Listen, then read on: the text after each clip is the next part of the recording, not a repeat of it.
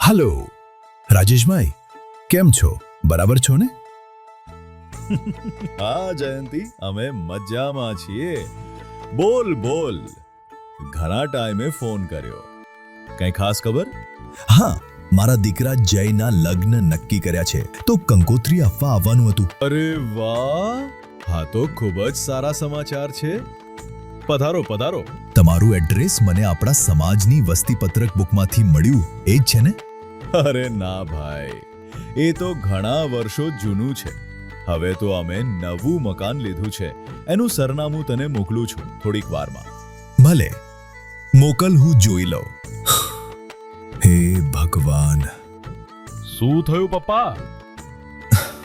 બેટા, આ વસ્તીપત્રક બુકમાં તો બધાની જૂની માહિતી છે, અને દરેકને ફોન કરીને પૂછીશ તો બહુ સમય બગડશે.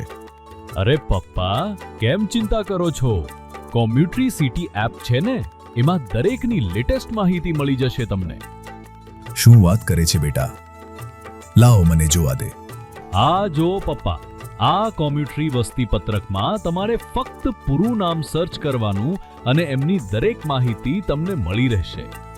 વાહ બેટા, આ તો ખૂબ સરળ થઈ ગયું. કોમ્યુટરી સિટી ઉપર 500થી પણ વધુ સમાજની ઓનલાઈન ડિરેક્ટરી બનાવવામાં આવી છે. આપ પણ આ નિઃશુલ્ક સેવા દ્વારા સમાજના કોઈ પણ મેમ્બરને કોમ્યુટરી સિટી ઉપર સર્ચ કરીને લેટેસ્ટ માહિતી મેળવો.